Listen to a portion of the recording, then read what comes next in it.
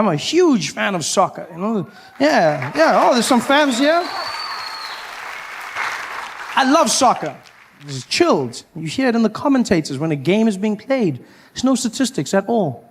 Game starts off, the whistle blows, and welcome, ladies and gentlemen, to this majestic match. It's Spain playing against Germany. Oh, and what a wonderful day it is.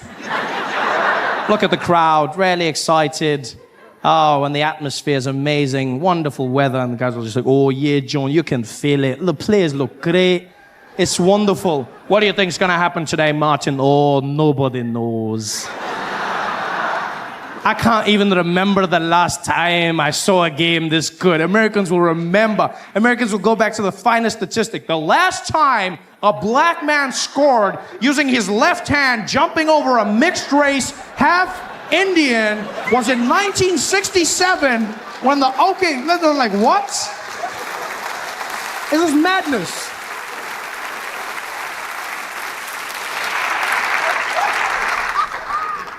It's all about action in the sports as well, you know? As much action as possible. That's all about action in America. You guys are so action-focused, you will take the ball away from the other team if they do not give you enough action. I've never seen that in my life. That's a horrible way to bring people up. You go to the other team, you go, hey, you guys, you take the ball, and you've got 24 seconds to get the ball in that net. 24 seconds! And if you don't do it, we're going to give the ball to the other team. You hear me? We're going to give the ball to the other team. Yeah, we know there's a lot of black guys. You try to get past them. That's up to you. Go! 24 seconds later, bah! You guys, you try. All about action, you know? Because America's different. It's different from the rest of the world. And you don't really know how different America is, though, until you get here. That's the one thing I will say. You know, you think you know. But then when you land in America, in your airports, that's when you know this place is different. Because American airports, unlike airports everywhere in the world, which have a certain level of joy and just all around happiness, American airports, they're like concentration camps. It's just, you know, just people walking barefoot in single file.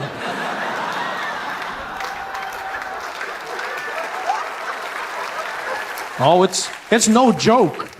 There's even signs that say, no jokes. You're like, really? It's just insane. You walk through those airports and you have to do things in American airports you don't do anywhere else in the world, you know? Like you have to take your shoes off. Your shoes come off. And you don't know this as a foreigner, but they don't care. They're like, you, take your shoes off. I'm like, my what? Your shoes, take them off. I'm like, why? For safety, sir. I'm like, I'm keeping them on for your safety, my friend.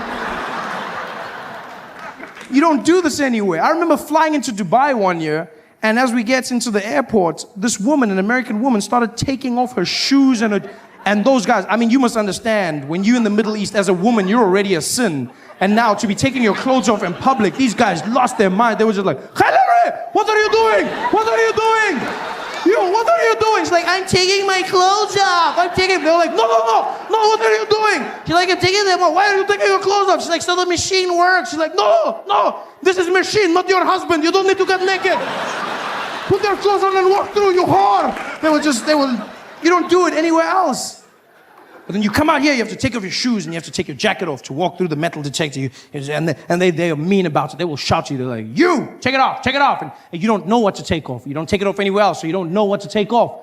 So you're like, you, take it off. Take what off? Take it off, sir. Take what off? Take it off now. What? Your clothes. Take them. My clothes? And now you're standing there, this man shouting at you, telling you to take your clothes off. You feel like a child in a Catholic church. It's horrible. It's just, I'm just standing there. I mean, I understand the need for security, but they don't need to shout at you. At least, you know, if they tried to be nice, maybe if they chanted instead of shouting, you know, instead of take it off, if they were like, take it off, you'd be like, yeah, woo, security, safe and sexy. They don't. It's a harrowing experience as you come in.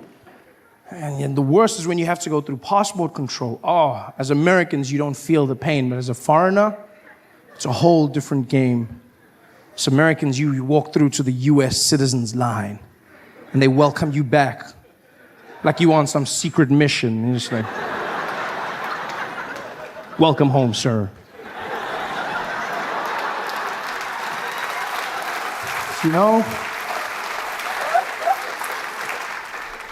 when you're a foreigner, you have to wait in a super long line, you know, and then they tease you. The line goes right to the front, and then it comes back, and it comes back, and you finally get there, and you have to wait for that, and, you know, and they're standing there, and the guys are like, sir, come on, sir, step forward, step forward, sir, step forward, forward, back, behind the line, sir, back, get back, sir, get back. You know, it's a stress. You're standing there, and now you have to answer questions. Horrible, like you don't understand. It's the stress, you know. You're standing there, and you don't want to get any of the questions wrong, because just like school, they'll send you back. So you stand there, and you have to answer them into a microphone that's placed strategically low, almost so that you have to bow to the American as you answer every question of his. I ask you these questions you feel like you know the answers to, but when you're there, I mean, I just handed the man my passport, to which he replied, "Is this you?" Never before have I felt so much pressure to look like myself. I was like, I was younger then. It's horrible. And then he starts rattling them off. It's your first time in the United States of America, sir? Yes. Your first time, sir, is that correct? Yes. Sir, what is the duration of your visit out here? I'm going to be here for 6 months. 6 months, sir? Is that correct?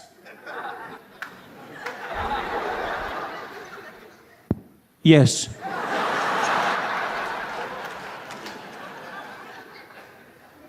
Sir, what is the purpose of your visit in the United States of America? I'm here for holiday. Holiday, sir? Yes. Which one? My one. Could you elaborate, sir? Holiday. Yeah, what do you mean holiday, sir? You know, like holiday, like woo, woo, woo. Yeah, holiday.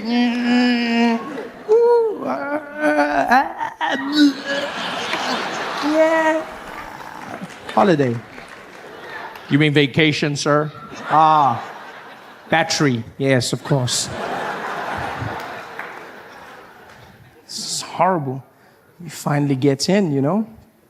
You relax, get in, try and learn. I'm trying to learn America day to day. Got myself a place out in LA. That's why I've been staying for a few months. Live out in California in a wonderful area called Pasadena. It's wonderful. It's this quaint and neighborhood vibe. There's hummingbirds and butterflies, just, you know. It's a really, really nice place, and I enjoy it, you know. The only thing is it's hard to start life in America. That's one of the hardest things I found. You have to get everything together, you know, like open a bank account, which was interesting. It was sitting there in the bank filling out forms, because when I got to a section when filling out the forms that you don't have back in South Africa anymore, and that is you have to fill out your race.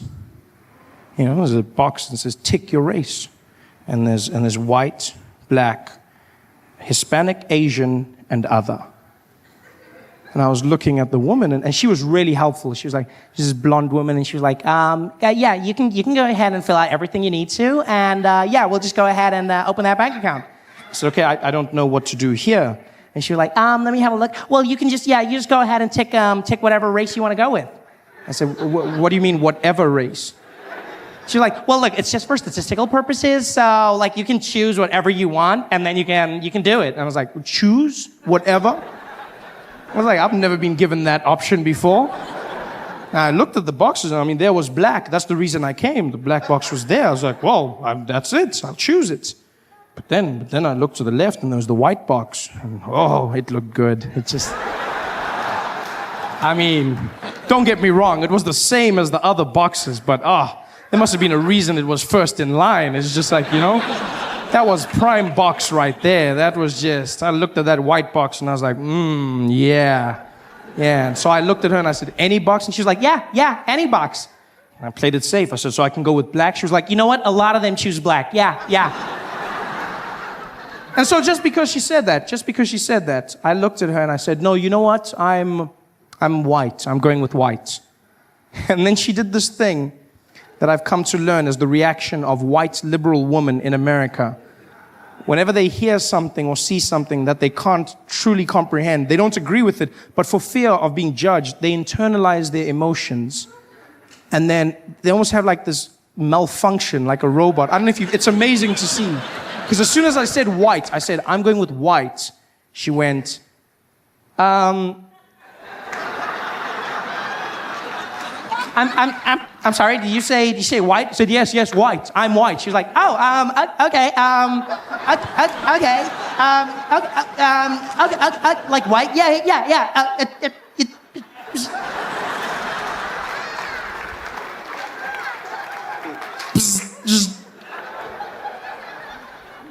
And I've learned, that's the funny thing about being mixed race, you know? Is that people are always happy to say you're mixed, and you can say you're black. They'll be fine with that. They'll be fine. But you can never go white. Ever. No, race is a one-way street, and black is that way. There's just a cop directing you. No, you, that way. No, that way.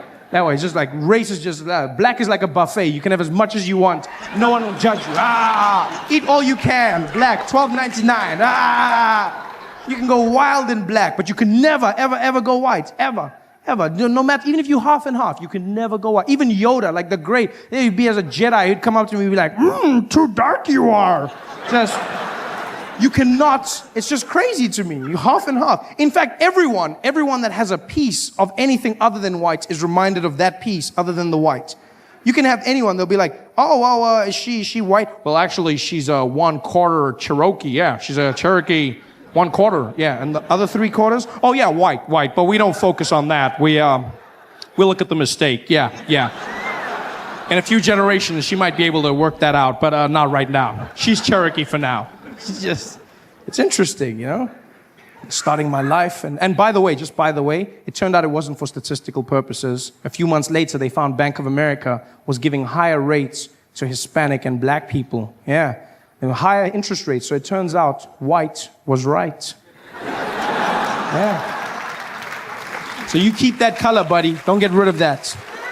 You here to see me? Huh? I feel like Meghan Markle. This is dope.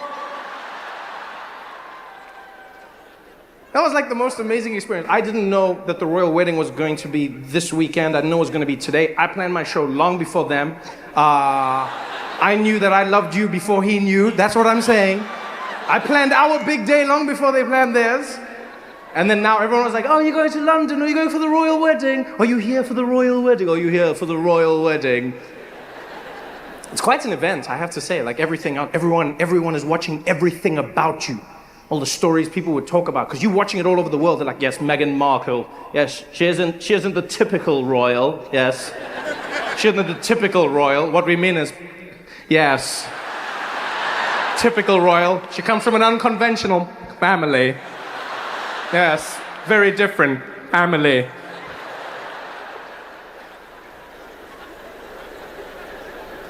And I was like, yeah, man, she does. She comes from an unconventional family. Just like Harry, same thing. Come on. It's true, same thing.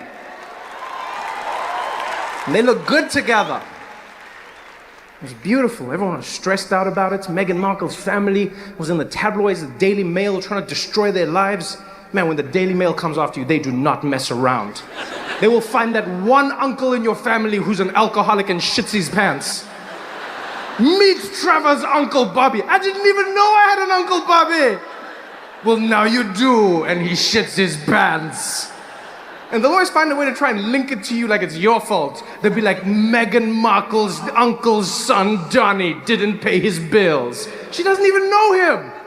Doesn't matter. It shows that her family is unconventional. I'm not gonna lie, I was glad that it was the white side of Meghan families that was, I'm not gonna lie. We could not handle that as black people. That is the last thing we needed. Can you imagine if that was the black side of the family? Really? If Megan's dad was on TV and he was like, oh no, I'm not coming to the wedding. No. Here we see Megan's father posing for photo. You caught me again. Oh no, you have caught me. Black people would have never, because that's the hard thing about being a minority, whether you're black, whether you're whether you're Arabic, whatever it is. Like if you're a minority, if you have a certain skin tone, you know that every action you commit, like taints your whole, your family, it taints your everything. White people are individuals. That's white people. That's like the best thing in the world. That's what white privilege means to me. You're an individual. Let's look at Dave. He is excellent. He's a mass murderer. As Trevor, if I killed half of you tonight, they'd be like, those mixed breeds. I take everyone down with me. So much stress. So I was glad. Like her mom was there. She was all, fly, looking beautiful as well. The wedding went off without a hitch. And my favorite thing was how the British media talked about how black the event was. And I understand it. Here's the thing. This is like one of those things where I understand, like they want to talk about it because you're not used to having like a black wedding, right? But so like everyone today, I had like CNN contacted me and they're like, Trevor, would you mind speaking about the wedding and really all the black performers? There was a black cellist and there was a black choir and a black pastor. How do you feel? Black? I don't know how I'm supposed to feel. How do you respond to that question? How do you feel about, I don't know how I feel, it's a wedding. I don't know, what do you want me to say? That's a normal wedding. I wasn't watching that wedding being like, whoa, there's black. So much blackness, another one. It's a wedding, what do you want me to say? It's people. And also like, I feel like people go too far. Like, that's where you realize that there's not enough like diversity in your world, is if you think that made it a black wedding.